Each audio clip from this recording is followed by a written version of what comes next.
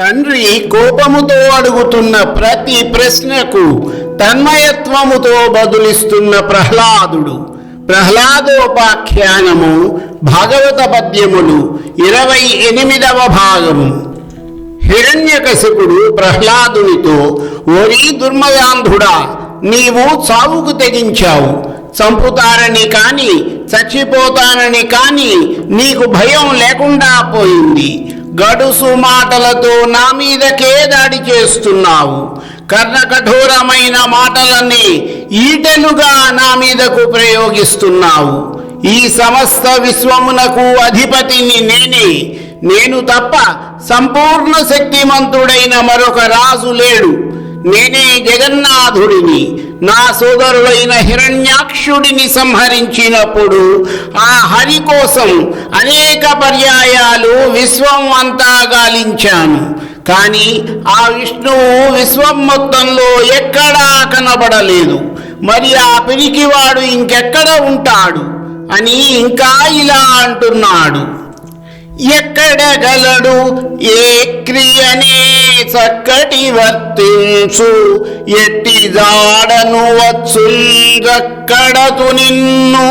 విష్ణుని బెక్కులు ప్రేలెదవు వాని భృత్యుని పగిరి. నీవు ఆ విష్ణువును సేవకుడిలా తెగబోడుతున్నావు. అసలు అతడు ఎక్కడ ఉంటాడు? ఏ విధంగా ఉంటాడు? ఏ రూపములో తిరుగుతూ ఉంటాడు? ఏ పద్ధతిలో వస్తుంటాడు? సమాధానము చెప్పు, లేకపోతే నిన్ను, నీ హరిని, ఇద్దరిని సంహరిస్తాను.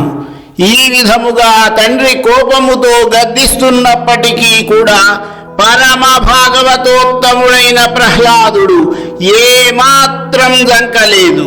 పైగా అమితమైన ఆనందంతో నిలువెల్లా పులకించిపోయాడు. హృదయం నిండా శ్రీహరిని తలుచుకుని నమస్కారాలు చేశాడు. తన బాల్య చేష్టలతో నృత్యం చేస్తూ ఇలా పలికాడు. కలడంబోధి కలండు గాలి కలడాకాశంబునన్ కుంభినిన్ గలడు అగ్నిన్ దిశలన్ పగళ్ళ నిశలన్ ఖద్యోత చంద్రాత్మలన్ గలడు ఓంకారమునన్ త్రిమూర్తుల త్రిలింగ వ్యక్తులందంతటన్ కలడు ఈశుండు కలండు తండ్రి వెదకంగా నేలయ్యాయడన్. తండ్రి భగవంతుడు అయిన శ్రీ మహావిష్ణువు లేని చోటు ఈ విశ్వములో ఎక్కడా లేదు. ఆయన సర్వవ్యాపి అయి ఉన్నాడు. నీటిలో, గాలిలో, ఆకాశంలో ఉన్నాడు. భూమి మీద ఉన్నాడు. అగ్నిలోనూ ఉన్నాడు. అన్ని దిక్కులలోనూ ఆయన ఉన్నాడు. పగలు రాత్రి సమయాలలో ఉన్నాడు. సూర్యుడు, చంద్రుడు, ఆత్మ, ఓంకారము, త్రిమూర్తులైన బ్రహ్మ, విష్ణు, మహేశ్వరులు, స్త్రీ, పురుష, నపుంసక అనే త్రిలింగ వ్యక్తులు అందరిలోనూ, ఇలా బ్రహ్మాది పిపీలిక పర్యంతమందు కూడా ఆయన ఉన్నాడు. అట్టి సర్వపూర్ణుడు, సర్వవ్యాపి, సర్వేశ్వరుని కోసం ఎక్కడెక్కడో వెతకాల్సిన అవసరమే లేదు.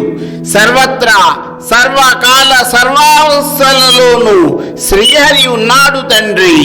ఇందుగలడందులేడని సందేహము వలదు, చక్రి సర్వోపగతుండు ఎందెందు వెదకి చూచిన అందందే కలడు దానవాగ్రణి వింటే. ఓ హిరణ్యకశిప మహారాజా, శ్రీ మహావిష్ణువు ఇక్కడ ఉంటాడు, అక్కడ ఉంటాడు అనే అనుమానమే వద్దు. ఆయన సర్వోపగతుడు, అంటే సర్వకాల సర్వావస్థలలోనూ అన్నిటి యందు ఉంటాడు.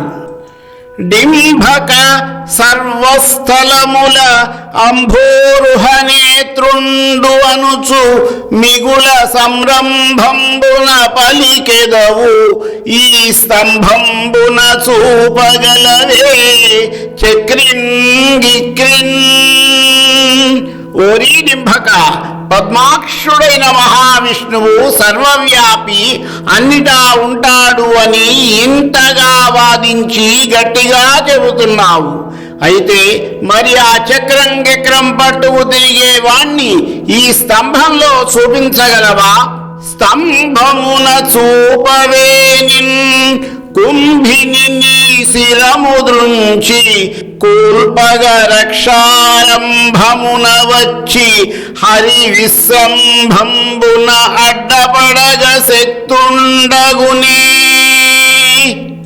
అప్పుడు ప్రహ్లాదుడు తన తండ్రి అయిన హిరణ్యకశిపునితో ఈ విధముగా పలికాడు. అంభోజాసనుడాదిగాగ తృణపర్యంతంబు విశ్వాత్ముడై సంభావంబున నుండు ప్రోఢ విపుల స్తంభంబునందుండడే.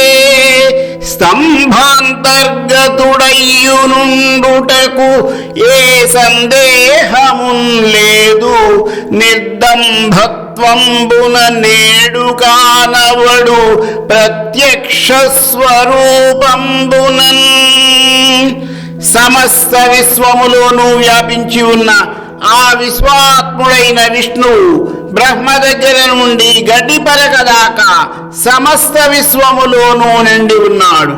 అటువంటప్పుడు ఇంత పెద్ద స్తంభంలో ఎందుకు ఉండడు?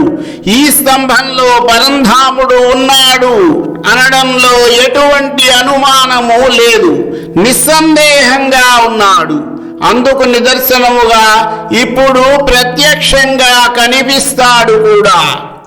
ప్రహ్లాదుడు ఈ విధముగా పలికేసరికి హిరణ్యకశిపుడు ఒక్కసారిగా భయంకరాట్టహాసము చేశాడు. ఒక్క ఉదుటున లేచి సింహాసనం మించి క్రిందికి దుమికాడు. తన వరలో ఉన్న ఖడ్గాన్ని బయటకి లాగి జుళిపించి పరమ భాగవతోత్తముడైన ప్రహ్లాదుడిని భయపెడుతూ ధిక్కరించి ఇలా గర్జించాడు.